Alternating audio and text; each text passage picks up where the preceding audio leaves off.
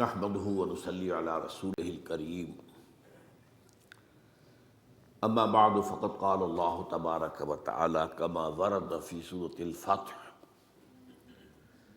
اعوذ بالله من الشيطان الرجيم بسم الله الرحمن الرحيم سنة الله التي قد خلت من قبل ولن تجد لسنة الله تبديلا صدق اللہ العظیم۔ وعن عبد الله بن عمرو بن العاص رضی اللہ تعالی عنہما قال قال رسول اللہ صلی اللہ علیہ وسلم لَيَأْتِيَنَّ عَلَىٰ أُمَّتِي مَا أَتَىٰ عَلَىٰ بَنِي إِسْرَائِيلَ حَذْوَ النَّعْلِ بِالنَّعْلِ، رواہ الامام الترمذی رحمہ اللہ۔ رب اشرح لي صدری ویسر لي امری واحلل عقدۃ من لسانی یفقہوا قولی۔ اللہم ربنا الہمنا رشدنا واعذنا من شرور انفسنا، اللہم ارنا الحق حقا وارزقنا اتباعہ وارنا الباطل باطلا وارزقنا اجتنابہ، آمین یا رب العالمین۔ آپ کو یاد ہوگا کہ میں نے اپنی تالیف سابقہ اور موجودہ مسلمان امتوں کا ماضی، حال اور مستقبل کے ایک چیپٹر کی کچھ وضاحت کی تھی۔ آج میں اسی ضمن میں اور موضوع کو لے رہا ہوں، اور وہ ہے سابقہ امت مسلمہ اور موجودہ امت مسلمہ کے حالات میں مشابہت۔ یہ بات بنیادی طور پر جان لیجئے کہ اللہ نے یہ کائنات بنائی ہے تو اس کے کچھ کائناتی قوانین بھی ہیں، کونی کائناتی قوانین، اس کے تحت یہ کائنات چل رہی ہے۔ یہ ضرور ہے کہ ہم یہ مانتے ہیں کہ اللہ جب چاہے ان قوانین کے اندر دخل اندازی کر سکتا ہے، ان کے اندر کوئی تبدیلی کر سکتا ہے۔ مثلاً اس نے یہ قانون بنایا کہ آگ تو جلاتی ہے، یہ اس کا کام ہے، لیکن حضرت ابراہیم کو آگ نے نہیں جلایا اللہ کے حکم سے، یا نارو کونی بردن، تو یہ اللہ کا اختیار ہے۔ اس کو ہم کہتے ہیں معجزات۔ ہمارے ہاں کچھ لوگوں نے ان معجزات کا انکار کیا۔ سر سید احمد خان مرحوم اس کے سر خیل تھے۔ اس کے بعد ہمارے ہاں منکرین حدیث کا جو فکر پھیلا ہے تو اس میں معجزات کا انکار بھی شامل ہے۔ وہ سمجھتے ہیں کہ قانون جو ہے طبعی وہ بالکل اٹل ہے، اس میں کوئی تبدیلی نہیں آ سکتی، کوئی اس کے اندر رکھنا نہیں آ سکتا، لیکن نہیں، ہم مانتے ہیں قوانین ہیں، انہی کے تحت کائنات چل رہی ہے، لیکن اللہ جب چاہے اس کے اندر دخل اندازی کر سکتا ہے، ڈیوائن انٹرونشن۔ اس کے ہاتھ بند نہیں گئے ہیں، بلکہ یہ کہ قانون بنانے کے بعد البتہ یہ ضرور ہے کہ وہ روز روز نہیں اس میں انٹرونشن کرتا، یہ شاذ واقعات ہوتے ہیں۔ ہمیشہ تو ایسا نہیں ہوا کہ آگ نہ جلائے، وہ تو ایک ہی واقعہ ہوا جہاں تک ہمارے علم میں ہے، ورنہ تو موحدین تھے وہ حضرت عیسیٰ کے ماننے والے، جن کو کہ کھائیوں کے اندر قتل اصحاب الاخدود النار ذات الوقود اذ ہم علیہا قعود، ان کو جو ہے جلایا ہے، آگ کی طرف جلے۔ اسی طرح کچھ قوانین ہیں اخلاقی، مورل لاز، وہ بھی اس دنیا کے اندر ان قوانین میں تبدیلی نہیں ہوتی۔ پھر وہی بات، کہیں اللہ تعالیٰ کو خاص دخل دینا چاہے اس کا اختیار ہے، لیکن اخلاقی قوانین بھی ہیں کہ جن کے تحت یہ دنیا کا نظام چل رہا ہے، اور عام طور پر قوموں کے عروج اور زوال کے اندر ان اخلاقی قوانین کا بڑا دخل ہوتا ہے۔ اخلاق کو زوال آتا ہے تو قوم اور تہذیب جو ہے اس کو بھی زوال آ جاتا ہے۔ بہتر اخلاق والے لوگ پیدا ہوتے ہیں تو قوم کو اور تہذیب کو عروج حاصل ہوتا ہے۔ ایک تیسرا قانون یہ ہے کہ اللہ جو اپنے نبیوں کو بھیجتا رہا ہے، اور پھر ان نبیوں کے ماننے والوں پر اگر کوئی امت مشتمل ہوئی ہے تو اس کے قوانین کیا ہے، اس کے قواعد کیا ہے، یہ بھی معین ہے، یہ بھی سنت اللہ ہے۔ چنانچہ ہم دیکھتے ہیں کہ ایک تو وہ سلسلہ ہے جو قرآن مجید میں آتا ہے کہ ایک قانون کے تحت قوم نوح ہلاک کی گئی، قوم ہود ہلاک کی گئی، قوم صالح ہلاک کی گئی، قوم شعیب ہلاک، آل فرعون ہلاک کیے گئے۔ صدوم اور عامورہ کی بستیاں ہلاک کی گئی. یہ ایک ہے گویا کہ تاریخ اپنے آپ کو دہراتی رہی. اللہ نے رسول بھیجا، قوم نے رد کر دیا، اللہ نے عذاب بھیج دیا. پھر بھیجا، پھر قوم نے رد کر دیا، پھر عذاب. مختلف قوموں کا معاملہ ہوا. البتہ یہ کہ امتوں کا معاملہ جو ہے، اگرچہ ہم اصولاً تو یہ مانیں گے کہ امتیں بھی اور بہت سی ہوئی ہوں گی جن کا ذکر قرآن میں نہیں ہے، اس لیے کہ قرآن مجید میں یہ تو بات ہے کہ ہم نے ہر قوم کے لیے ایک ہادی بھیجا، وَلِكُلِّ قَوْمٍ ہاد، اور کوئی بستی ایسی نہیں ہے الا خلا فیہا نذیر کہ جس میں کوئی نہ کوئی خبردار کرنے والا نہ آیا ہو. اب ان میں ایسے بھی ہوں گے کہ جن قوموں نے ان کو تسلیم کیا، مان لیا اور ایک امت کی شکل اختیار کی، ان کی بھی تاریخ ہوگی. یہ قرآن مجید اس کو بیان نہیں کرتا، یہ اس کی حکمت ہے. قرآن کے پیش نظر تھے عرب، اور مقصد یہ تھا کہ ان عربوں سے ایک ایسی امت تیار ہو جائے جو پھر پوری دنیا میں اسلام کو پھیلا دے. اب اگر ایسی بات نہ ہوتی تو پھر پوری دنیا کی تاریخ پڑھائی جاتی عربوں کو، پہلے جغرافیہ پڑھائی جاتا، کہاں کہاں کون کون سی امتیں بسی ہیں، کون کون سے رسول آئے ہیں. تو یہ تو ایک ریسرچ کا موضوع تو ہو سکتا ہے، ہدایت کے لیے ضروری نہیں ہے. ہدایت کے لیے کافی ہے کہ ایک خاص علاقے میں حضرت ابراہیم علیہ السلام کی نسل کی 2 شاخوں میں، بلکہ 3 کہہ دیجئے، جو انبیاء اور رسول آئے ان کے حالات بیان کر دیے گئے. یہی لوگ تھے جو جزیرہ نما عرب کے مختلف گوشوں میں آباد رہے، یا یہ جو آج کا شام کا علاقہ کہلاتا ہے اس میں آباد رہے. کچھ ان کا تعلق جو ہے مصر کے ساتھ جڑ جاتا ہے. بات اس علاقے کا جو ہے یہ انبیاء کرام اور ان کی امتیں، اور ان میں یہ 2 امتیں جو ہیں ان کی بڑی اہمیت ہے. ایک امت موسیٰ علیہ السلام جنہیں کتاب دی گئی، شریعت دی گئی، تورات. ایک امت محمد صلی اللہ علیہ وسلم جس سے ہم وابستہ ہیں، ان کو ہمیں قرآن دیا گیا اور ہمارے رسول محمد صلی اللہ علیہ وسلم. اب ان میں سے جو پہلی امت ہے، ہمارے ذہنوں میں ان کا کوئی خاص تصور نہیں ہے، کوئی خاص دلچسپی بھی نہیں ہے. ویسے بھی ہماری عام بول چال میں یہودی تو گالی بن چکا ہے، تو اب یہودیوں کی تاریخ سے کیا دلچسپی ہوگی؟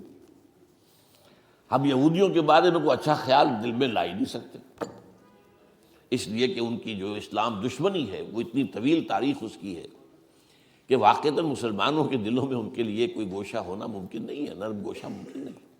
یہ تو ایک فطری سی بات ہے. لیکن بہرحال تاریخ کو تو آپ نہیں جھٹلا سکتے. آپ نوٹ کیجئے کہ قرآن مجید کا 1/12 حصہ حضرت موسیٰ اور حضرت بنی اسرائیل کے ذکر پر مشتمل ہے. 550 آیات. مولانا حفظ الرحمن سہاروی رحمۃ اللہ علیہ نے جو قصص النبیین کتاب لکھی، اس میں ہر نبی سے متعلق جتنی آیات قرآن میں آئی ہیں ان کی تعداد بھی دے دی. 555 آیات حضرت موسیٰ اور بنی اسرائیل کی. تو اس سے اس کا اہمیت اندازہ کیجئے. وہ جو میں نے بارہا ایک شعر آپ کو سنایا ہے غالب کا کہ ریختہ کے ایک تم ہی استاد نہیں ہو غالب، کہتے ہیں اگلے زمانے میں کوئی میر بھی تھا، وہ بھی بڑا شاعر تھا. تو امت مسلمہ صرف ہم ہی نہیں ہے، ایک امت مسلمہ اور بھی تھی، بڑی عظیم تھی. میں اس کے بارے میں پچھلی مرتبہ بیان کر چکا ہوں. 4 دفعہ قرآن میں آیا ہے کہ ہم نے تمام جہان والوں پر فضیلت دی. کوئی معمولی بات تو نہیں. اور ان میں 1400 برس تک نبوت اس طرح جاری رہی ہے کہ کوئی وقت نہیں آیا جب کہ کوئی نبی نہ ہو. 1400 برس. اور یہ 1400 برس جو ہے ان کا آغاز بھی 2 نبیوں سے، اختتام بھی 2 نبیوں پر. آغاز موسیٰ اور ہارون سے علیہ السلام، اور اختتام عیسیٰ اور یحییٰ پر علیہ السلام. تو اندازہ کیجیے اس کو. پھر ایک اعتبار سے کہ یہ وہ قوم ہے 3500 برس کی تاریخ جو ہے، آپ ذرا نوٹ کیجیے. 3500 برس کی تاریخ ان کی موجود ہے، مدون ہے، لکھی ہوئی ہے. اور کون سی قوم ہے دنیا کی جس کی تاریخ اس طرح مدون ہے؟ تو اب آج جو میں بیان کرنے لگا ہوں وہ یہ ہے کہ حضور نے فرمایا کہ مسلمانوں تمہارے اور ان کے مابین بہت مشابہتیں ہوں گی. یہ گویا کہ سنت اللہ جو ہے انبیاء کے بارے میں، رسولوں کے بارے میں، اور پھر ان کی امت میں جو صاحب امت رسول ہوں ان کی امتوں کے بارے میں بعض حقائق جو ہیں ان کو سمجھ لینا چاہیے کہ ان میں بڑی مشابہت ہے۔ مثلا میں نے ایک حدیث آپ کو سنائی، حضرت عبداللہ بن عمرو بن العاص رضی اللہ تعالیٰ عنہما سے یہ مروی ہے اور ترمذی شریف میں ہے، لَيَأْتِيَنَّ عَلَىٰ أُمَّتِي مَا أَتَىٰ عَلَىٰ بَنِي إِسْرَائِيلَ حَذْوَ النَّعْلِ بِالنَّعْلِ، لازماً آ کر رہیں گے میری امت پر بھی وہ سب حالات جو بنی اسرائیل پر آئے، بالکل ایسے جیسے ایک جوڑے کی دو جوتیاں ایک دوسرے سے مشابہ ہوتی ہیں۔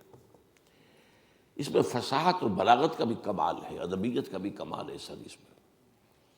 جوتوں کی مشابہت جو ہے یہ آپ ذرا غور کیجئے کہ جوتوں کو جوتے رکھے ہوئے ہیں تو ان میں پنجے کے رخ کے حساب سے فرق نظر آئے گا، تو یوں ہوں گے۔ تلوے ملا دیجئے تو بال برابر کا فرق نہیں ہوگا۔ تو ظاہر بات ہے کہ 2000 برس کا فصل ہے ان دو امتوں کے مابین، 2000 برس، تو حالات میں تو فرق و تفاوت تو ہوگا۔ اس امت کی تاریخ 1400 قبل مسیح سے شروع ہوتی ہے اور اس امت محمد کی تاریخ 600 بعد مسیح سے شروع ہوتی ہے، 1400 جمع 600 2000 سے۔ تو مشابہت ہے لیکن فرق بھی ہے، لیکن ایسا ہی ہے جیسے جوتوں کے درمیان اوپر سے دیکھو گے تو فرق نظر آئے گا رخ کے اعتبار سے، اور اگر تلوے جوڑ دو گے، ان بٹوین دی لائنز پڑھو گے تو تمہیں معلوم ہوگا حزب النعل بالنعل، جس کے لیے میں کہا کرتا ہوں کاربن کاپی جیسے ہوا کر، آج کل تو ختم ہوا کاربن پیپر وغیرہ، فوٹو اسٹیٹ اور یہ اور وہ نہ معلوم کیا کچھ ایجاد ہو گیا ہے۔ ایک زمانے میں تو کاربن پیپر ہوتا تھا، اس کے اوپر کاغذ رکھ کے لکھ رہے ہیں، نیچے بھی اتر آیا، اب اس میں فرق تو نہیں ہو سکتا کاربن کاپی کے اندر۔ تو اگر بٹوین دی لائنز دیکھیں گے تو کاربن کاپی۔ اچھا ایک اور پہلو کا بھی، وہ میرا آج کا اصل موضوع نہیں ہے لیکن میں اشارہ کر دوں۔ ایک تو یہ ہے کہ امت پر حالات کون سے وارد ہوں گے، وہ تو اس حدیث میں، امت میں کون سی گمراہیاں پیدا ہوں گی یہ ایک دوسرا موضوع ہے، یہ بھی قرآن مجید میں بیان ہوا ہے۔ یہ جو 10 رکوع ہیں، 5ویں رکوع سے لے کر 15ویں رکوع تک سورہ بقرہ کے، جس میں ایک طویل فرد جرم عائد کی گئی ہے بنی اسرائیل، تم نے یہ کیا، یہ کیا، یہ کیا، یہ کیا، یہ کیا، یہ کیا، جس کے نتیجے میں تم معزول کیے جا رہے ہو، اور اب تمہاری جگہ امت محمد کو ہم نصب کر رہے ہیں۔ اور اس سب کے اندر بٹوین دی لائن دیکھ لیجئے تو معلوم ہوگا ساری گمراہیاں جو وہاں پیدا ہوئی تھی یہاں بھی پیدا ہوئی، جو کہ تم، وہ بھی حزب النعل بالنعل ہے، اعتقادی، اخلاقی، ہر طرح کی وہ ساری گمراہیاں جو وہاں تھی یہاں بھی ہوئی۔ البتہ اس حدیث کے اندر اور ایک دوسری حدیث میں ایک نقشہ اور کھینچا گیا ہے۔ ایک حدیث ہے کہ جو مسند احمد کی ہے، لَتَتَّبِعُنَّ سُنَنَ مَنْ كَانَ قَبْلَكُمْ، تم لازماً اے مسلمانوں پیروی کرو گے انہی راستوں کی جن پر تم سے پہلے لوگ چلے تھے، حَتَّى لَوْ دَخَلُوا فِي جُحْرِ ذَهَبٍ لَدَخَلْتُمْ مَعَهُمْ، اگر وہ کسی گوہ کے بل میں گھسے تھے تو تم بھی گھسو گے۔ قالوا یا رسول اللہ ایہود والنصارى، حضور یہ کن کا ذکر کر رہے ہیں، ہم سے پہلے کون گزرے، کیا یہود اور نصرانی؟ قال فمن اذن، اور نہیں تو اور کون، وہ نہیں تو کون؟ اور یہ دوسری حدیث کا میں نے ایک ٹکڑا آپ کو سنایا، لَيَأْتِيَنَّ عَلَىٰ أُمَّتِي مَا أَتَىٰ عَلَىٰ بَنِي إِسْرَائِيلَ حَزْوَ النَّعْلِ بِالنَّعْلِ، اس میں ایک اور سخت ترین بات کہی گئی ہے، حَتَّىٰ إِن كَانَ مِنْهُمْ مَنْ أَتَىٰ أُمَّهُ عَلَانِيَةً لَكَانَ فِي أُمَّتِي مَن يَصْنَعُ ذَلِكَ، ترمذی کی روایت۔ اگر اس سابقہ امت میں کوئی ایسا بد نصیب، بدبخت، شقی اٹھا جس نے اپنی ماں کے ساتھ علانیہ بدکاری کی، تو تم میں سے بھی لازماً کوئی نہ کوئی ایسا بدبخت اٹھے گا۔ یہ میں آپ کو بتا رہا ہوں، یہ جو کچھ قوانین ہے، ان قوانین کے تحت، جسے ہم کہتے ہیں تاریخ اپنے آپ کو دہراتی ہے۔ اب آج کا میرا اصل موضوع کیا ہے؟ سابقہ امت کی تاریخ کا ایک سکیچ لیجئے، اور اس میں دو ان پر عذاب کے بڑے سخت دور آئے، ان کا تذکرہ، اس کو کمپیئر کیجئے امت محمد کی تاریخ سے، اور اس میں بھی بعین ہی وہی دور، کاربن کاپی۔ ایک تیسرا دور اب شروع ہو رہا ہے، اس کا میں ذکر بعد میں کروں گا، وہ آج کا میرا موضوع نہیں ہے۔ حضور کی بعثت کے زمانے تک دو دور آ چکے تھے عروج کے، دو دور زوال کے یہود پر۔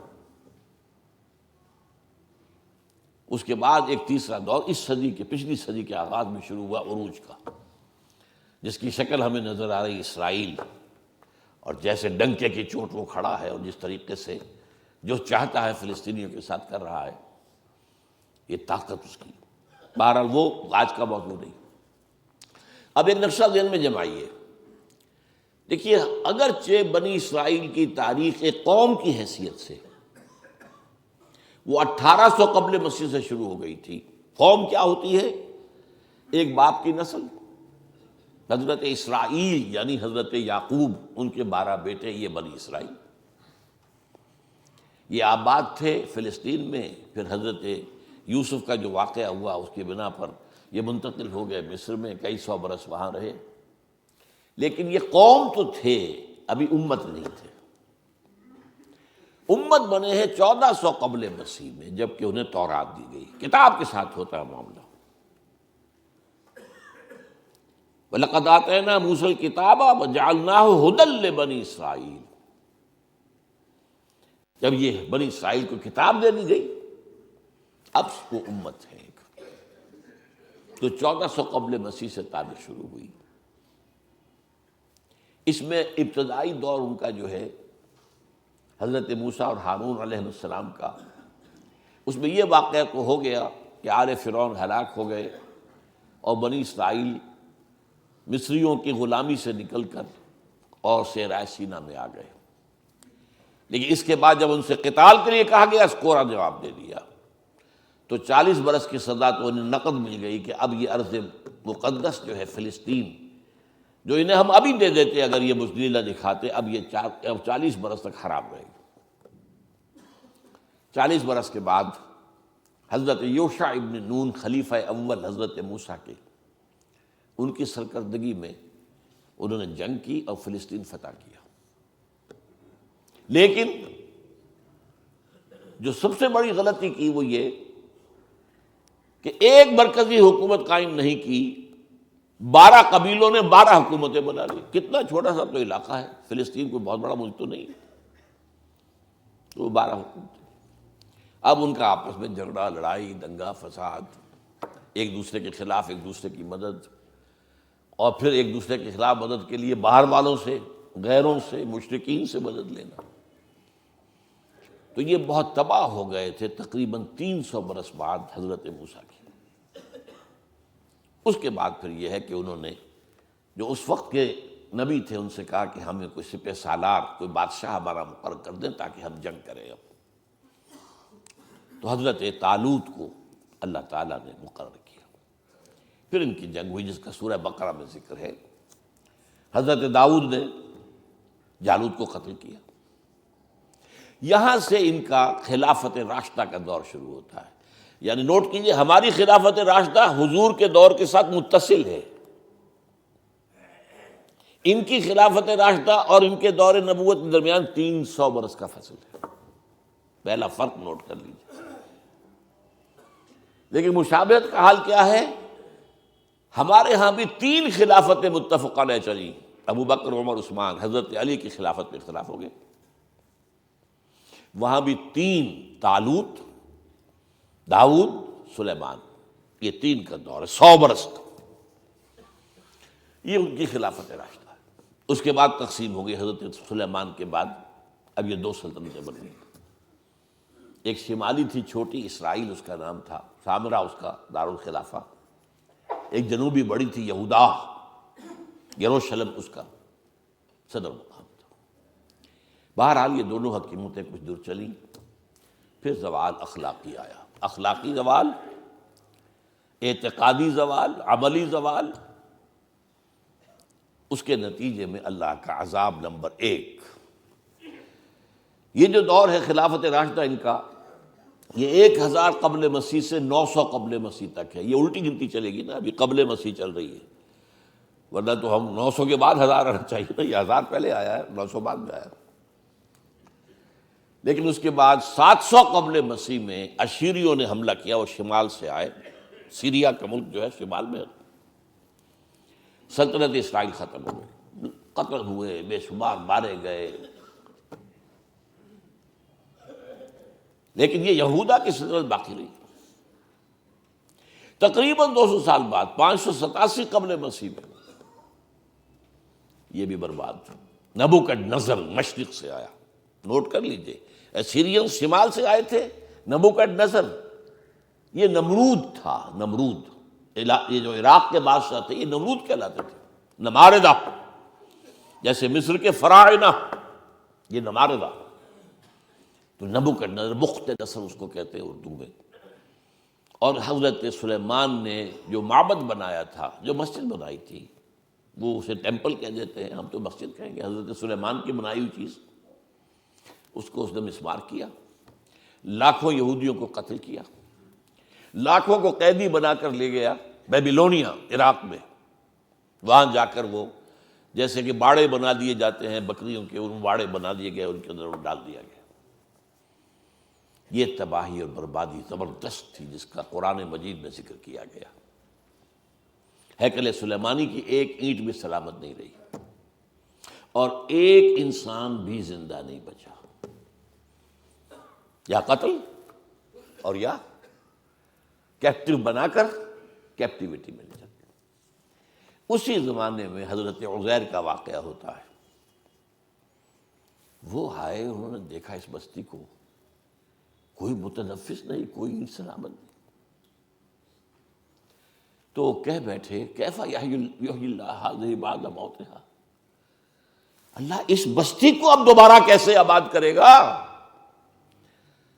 یہ گویا کہ ایک طرح سے ایک شک کی بات تھی نا، جیسے حضرت ابراہیم نے بھی کہا تھا رب ارنی کیف تحیی الموتیٰ، مجھے دکھا دے تم کس طرح زندہ کرے گا مردوں کو۔ اللہ نے 100 سال کے لیے انہیں سلا دیا، بلکہ موت طاری کر دی۔ اماتہ اللہ 100 عام، پھر انہیں اٹھایا۔ اس 100 سال میں انقلاب آ گیا تھا عراق میں، ایران میں ایک زبردست شہنشاہ کھڑا ہوا، سائرس کیخورس ذوالقرنین، اس نے عراق پر حملہ کیا اور ان کو اجازت دے جاؤ تم اپنے شہر کو جاؤ، اپنے ملک میں جاؤ۔ اور اس کے بیٹے داریس نے بہت مدد بھی کی، پیسے بھی بہت دیے، ساز و سامان بھی دیا، جاؤ آباد ہو جاؤ تم فلسطین میں۔ یہ واپس آئے۔ یہ ہے کوئی 100-150 برس کا عرصہ کیپٹیوٹی کے اندر گزرا۔ اسی کے دوران 100 برس حضرت عزیر، ان پر اللہ نے موت طاری کیے رکھی۔ اب وہ آپ جاگے ادھر سے، اب ان کا واپس آنا شروع ہوا، تو ان میں پھر حضرت عزیر علیہ السلام نے توبہ کی منادی کی، ریپنٹ، توبہ کرو، رجوع کرو، پلٹو اللہ کی جناب میں۔ انہوں نے اس کو لبیک کہا، اس دعوت کو، تو اللہ نے ان کو پھر ایک عروج دیا۔ نوٹ کرتے جائے، پہلا عروج خلافت راشدہ ان کی، 1000 قبل مسیح سے 900 قبل مسیح تک۔ اب یہ جو زوال کا زمانہ ہے، ظاہر بات ہے قوموں کا زوال بھی 2-4 سال کی بات تو نہیں ہوتی نا، وہ تو صدیوں کا معاملہ ہوتا ہے، اوپر ابھرنے میں بھی صدیاں لگتی ہیں، گرنے میں بھی کوئی ایک دن میں تو نہیں گر جاتا۔ لیکن اس کے بعد ان کے اندر جو ایک روح دوبارہ بیدار ہو گئی، ایمان، اخلاق صالحہ، عقائد درست، توحید، تو اللہ نے پھر انہیں دوبارہ عروج دیا۔ مکابی سلطنت قائم ہوئی، جو بہت بڑی سلطنت تھی، حضرت سلیمان کی سلطنت سے زیادہ بڑی تھی زمین رقبہ کے اعتبار سے۔ باقی حضرت سلیمان کو اللہ نے جو حکومت دی تھی وہ تو کسی اور کو دی نہیں، کہ ہوا پر بھی حکم چلتا تھا اور جنات پر بھی، اور وہ پرندوں کی بولی بھی سمجھتے تھے۔ یہ بات تو وہ ہے جس کے بارے میں قرآن میں ہے، انہوں نے دعا کی تھی اللہ مجھے وہ حکومت عطا کیجو جو کسی اور کو نہ دے دو، اللہ نے ان کی بات مانی۔ لیکن رقوہ زمینی جو ہے مکابی سلطنت کا حضرت سلیمان کی سلطنت سے بھی زیادہ، تو یہ دوسرا عروج ہو گیا ان کا۔ لیکن اب پھر دوبارہ زوال آیا، یہ تو ہے نا اوپر نیچے کا معاملہ، ہر کمال راز والے، یہ بھی اللہ کے قانون میں سے ایک ہے، ہر کمال کے بعد ایک زوال آتا ہے، ہر مد کے بعد ایک جزر ہے، ہر جزر کے بعد ایک مد ہے۔ اب جو ان کے اندر زوال آیا تو اب ان پر جو عذاب کے کوڑے پڑے ہیں، پہلے یونان سے نکلا سکندر اعظم، رونتا ہوا چلا گیا، وہ تو پھر جلدی مر گیا، سلیوکس اس کا جو سالار تھا اس نے یہ حکومت قائم کی، انہیں رگڑا اچھی طرح۔ یونانی ختم ہوئے تو رومی آ گئے، رومیوں نے رگڑا ان کو۔ یہ رومیوں کا اقتدار کا زمانہ تھا جب حضرت مسیح بھیجے گئے، ان میں اقتدار ان کا تھا، اگرچہ لوکل انہوں نے ایک حکومت یہودیوں کی قائم کر رکھی تھی۔ جیسے ہمارے ہاں انگریز کے دور میں یہ ریاست بھاولپور ہے، نواب بھاولپور بیٹھے تو وہ کوئی اختیار تو ان کا نہیں ہوتا تھا، وہ تو ریزیڈنٹ انگریز بیٹھا ہوا ہے، وہ سارے معاملات تو وہ کنٹرول کرتے تھے۔ یہ ایسے ہی راج جو ہے راجا مہاراجا نواب، تو اصل حکومت تو انگریز کی تھی۔ تو یہ رومنز کی حکومت کے تحت جو ہے ان کا ایک لوکل نظام تھا، مذہبی نظام بھی تھا۔ سین ہیڈرن ان کا ایک بہت بڑا ادارہ تھا جس میں ان کے بڑے بڑے ربائی بیٹھے ہوتے تھے، فیصلے کرتے تھے۔ لیکن یہ ہے کہ حضرت مسیح جب آئے علیہ الصلوۃ والسلام، ان کو انہوں نے رد کیا، نہ صرف رد کیا، انہیں ولد الزنا قرار دیا، انہیں جادوگر قرار دیا، ان کو کافر اور مرتد قرار دیا، واجب القتل قرار دیا۔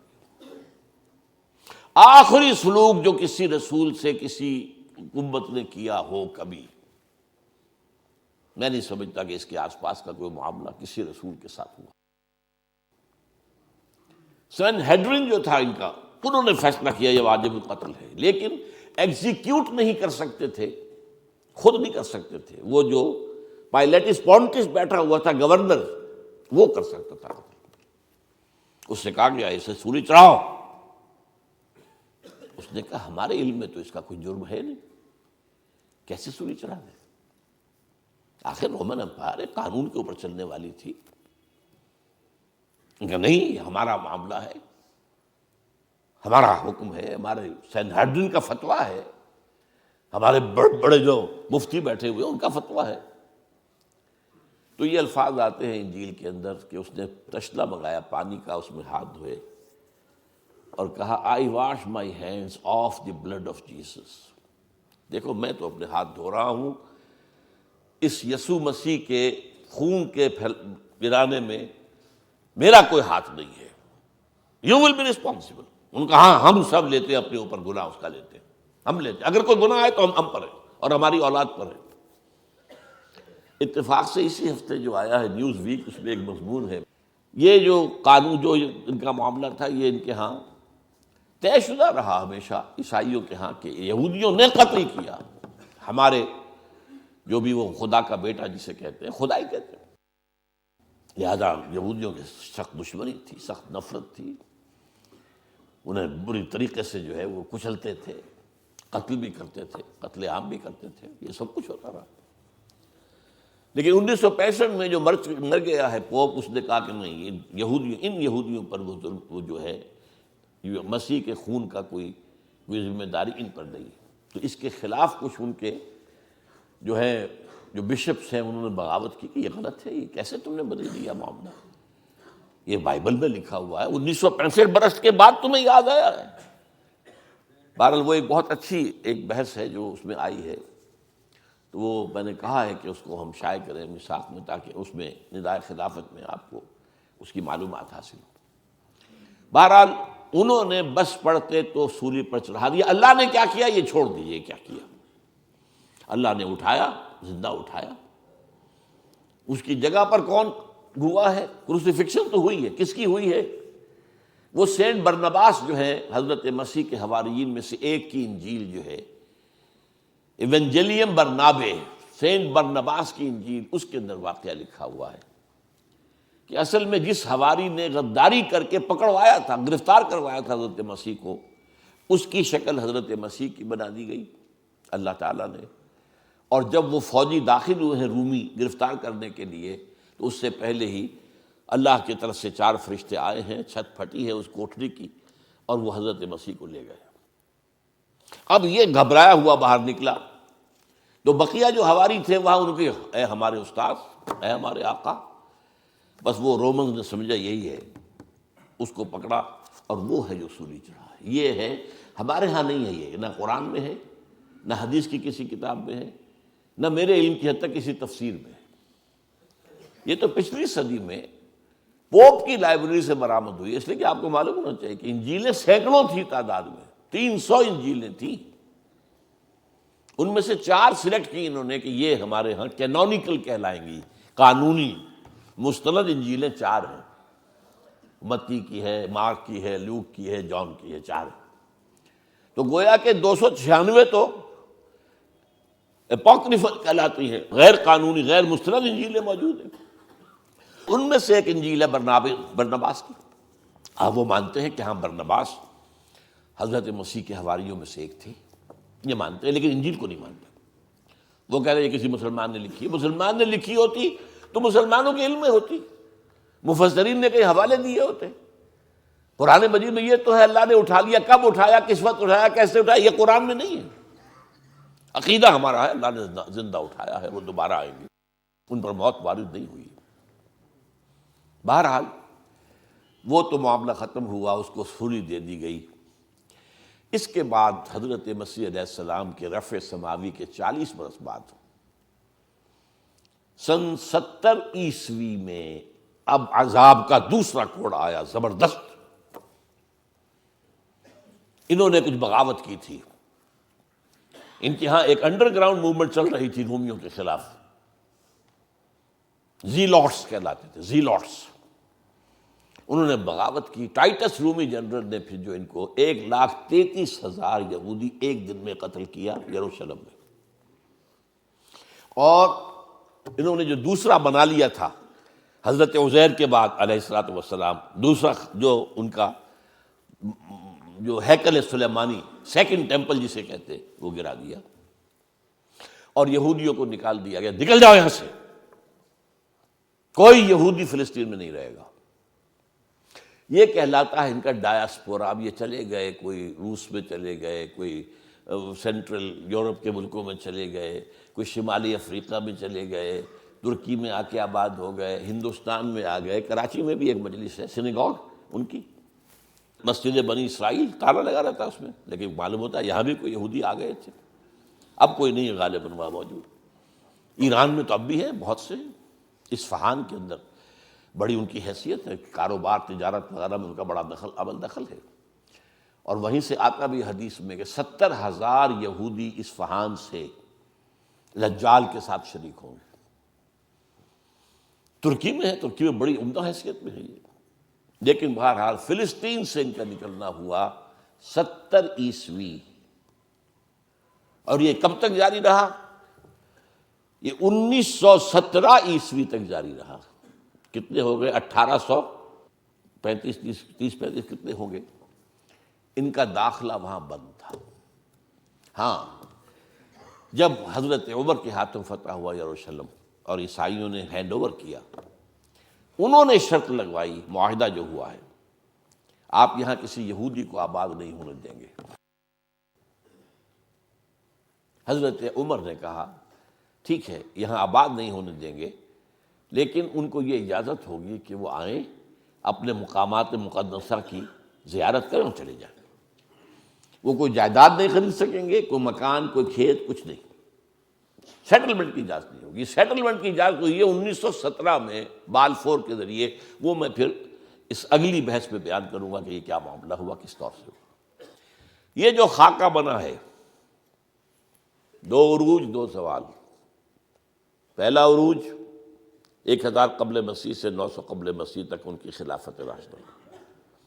پہلا زوال ایسیرینز کے ہاتھوں جو شمال سے آئے، نیبوکڈ نظر کے ہاتھوں جو مشرق سے آئے، تباہی اور بربادی۔ دوسرا عروج مکابی پاور، دوسرا زوال at the hands of the European powers, the Greeks and the Romans. یہ نقشہ، اب دیکھیے نقشہ سنت امت مسلمہ کا۔ امت مسلمہ کا پہلا عروج عربوں کی زیر قیادت، حضور عرب، خلافت خلفائے راشدین عرب، بنو امیہ عرب، بنو عباس عرب، یہ عربوں کے زیر اثر۔ اور عباسی حکومت بہت زبردست حکومت تھی، اس میں کوئی شک نہیں۔ خلافت راشدہ تو ہماری چار ہی کی ہے، ابو بکر، عمر، عثمان، علی، اور میں پانچواں شامل کرتا ہوں حضرت حسن، اور اس کے بعد بھی عام طور پر پانچواں لوگ لیتے ہیں عمر بن عبدالعزیز، میں کہتا ہوں وہ چھٹے ہیں، ٹھیک ہے۔ لیکن مسلمان تو ترقی کرتے چلے گئے نا، خلافت ختم ہوئی ہے، ملوکیت آئی ہے، مسلمانوں کا اقتدار تو بڑھتا چلا گیا۔ عباسی دور کس قدر وسیع ہونا، لیکن اس کے بعد اسی عباسی دور میں جب زوال آیا، اضمحلال آیا، اور بڑی سلطنتوں میں اضمحلال کیا آتا ہے کہ پہلے طوائف الملوکی ہو جاتی ہے، کہنے کو تو مرکزی حکومت قائم ہے، لیکن گورنرز جو ہے مختلف علاقوں میں یہ بیٹھے ہیں، یہ سلاطین ہیں، یہ راجے ہیں، یہ مہاراجا ہیں۔ جیسے مغل سلطنت کو 150 برس جو ہے لگے تھے ختم ہونے میں، اسی طریقے سے کئی 100 برس کا معاملہ ہے۔ لیکن پھر اب دیکھیے، پہلا عذاب شمال سے آیا کروسیڈرز کے ہاتھوں، لاکھوں مسلمان قتل ہوئے، پورا میڈیٹرینین کا ایریا جو ہے تباہ و برباد ہوا۔ ہمارے ہاتھ سے یروشلم نکل گیا 1099 عیسوی میں، اور 1187 تک رہا عیسائیوں کے پاس۔ 1187 میں کرد صلاح الدین ایوبی نے واپس لیا ہے۔ عرب مر چکے تھے، کھوکھلے ہو چکے تھے، کھونے والے عرب تھے، واپس لینے والے عرب نہیں تھے، کرد تھے۔ آگے ایک کاربن کاپی آ گئی، شمال سے اسیرینز، شمال سے کروسیڈرز، مشرق، اس کے بعد اگلا آیا مشرق سے دی تاتاری ہورڈز، تاتاریوں کے حملے، جس میں پورا خراسان ختم ہوا، پورا ایران ختم ہوا، افغانستان کا بڑا حصہ ختم ہوا، عراق کا بھی آدھے سے زیادہ ختم ہوا، اور آخری خلیفہ جو تھا بنو عباس کا، اس کو محل میں سے کھینچ کر نکالا گیا اور ایک جانور کی کھال میں لپیٹ کر ڈال دیا گیا راستے میں، اور گھوڑے دوڑا دیے گئے۔ That was the end of the Abbasid power. Or that was the end of the Arab leadership of the Muslim Ummah. یہ 2 سال اس سے پہلے اور 200 سال اس کے بعد، یہ وہ دور ہے گراوٹ کا، پستی کا۔ اس کے بعد اب جو وہاں ہوا تھا یہاں بھی ہوا۔ عجیب بات ہے، جن تاتاریوں نے کروڑوں مسلمانوں کو مارا وہ اسلام لے آئے۔ اب ان کے ہاتھوں، ان کے ذریعے سے امت مسلمہ، مسلمانوں کو عروج کا دوسرا دور آیا۔ فرق یہ ہے کہ کوئی مرکزی حکومت تو ایک قائم نہیں ہوئی، لیکن یہ سارے جو ہیں، آپ گن جائیے، ترکان تیموری، یہ مغل امپائر ان انڈیا، ترکان صفوی آف ایران، ترکان سلجوقی آف مڈل ایسٹ، ترکان عثمانی، ان کی جو حکومت قائم ہوئی ہے وہ تو رومن امپائر کی یوں سمجھیے کہ طرح کی حکومت تھی کہ 3 بر اعظموں پر مشرقی یورپ کا کتنا بڑا حصہ تھا، کتنا بڑا حصہ تھا، شمالی افریقہ، پورا مغربی ایشیا کا بڑا چنک یہ سلطنت عثمانیہ میں شامل تھا۔ یہ ہمارا دوسرا عروج کا دور ہے۔ لیکن پھر زوال آیا، ہر زوالے، ہر کمال رہا زوالے، پھر گراوٹ آئی، پھر اخلاق گرے، پھر عقائد کے اندر مشرکانہ اوہام آئے، نئی سے نئی رسومات ایجاد کی گئی۔ اب جو زوال آیا وہاں کن کے ہاتھوں آیا تھا؟ European, Greeks and Romans. ہم پر آیا کن کے ہاتھوں؟ سب سے پہلے اسپینیئرز کے ہاتھوں، ہسپانیہ کے عیسائیوں نے مسلمان کی حکومت ختم کی وہاں پر، اور تہس نہس کر دیا۔ 1258 میں فال آف بغداد ہوا ہے، اور 1492 میں فال آف گرناڈا، سقوط غرناطہ، اور اس کے بعد 10-15 سال کے اندر اندر جہاں 800 برس تک مسلمانوں کی حکومت رہی تھی، ایک فرد بشر بھی مسلمان نہیں زندہ چھوڑا، either massacred اور burnt alive، یا جہازوں میں بھر بھر کے لے جا کر اور شمالی افریقہ کے ساحلوں پر ڈمپ، اور پھر یہاں سے طاقت کا واسکو ڈی گاما نے راستہ تلاش کیا، اور واسکو ڈی گاما کے راستے سے round the Cape of Good Hope پھر یہ مغربی یورپ کی طاقتیں آئیں، انڈونیشیا ختم ہوا، ہندوستان کی حکومت ختم ہوئی، ہوتے ہوتے 20ویں صدی کے آغاز میں آ کر پہلی جنگ عظیم کے بعد سلطنت عثمانیہ ختم ہو گئی۔ کہاں تھی کچھ پتہ نہیں۔ The great Ottoman Empire just vanished from the map of the world۔ آج کوئی بتا نہیں سکے گا کہاں ہوتی تھی۔ یہ عجیب تھی پچھلی صدی جو تھی 20ویں صدی۔ اگر آپ لوگ وقت کے ساتھ کچھ اپنا ذہنی ربط رکھتے ہوں، 20ویں صدی کے اندر 2 یہ کام ہوئے ہیں۔ اس کے پہلے حصے میں سلطنت عثمانیہ نسیم منسیہ، آخری حصے میں دی گریٹ سوویت یونین نسیم منسیہ۔ اب کوئی نہیں بتا سکتا سوویت یونین کہاں ہوتی تھی، نئے نقشوں میں کون بتا سکے گا؟ تو یہ 2 بڑے بڑے جو ہیں ختم ہوئے ہیں ایک صدی کے اندر۔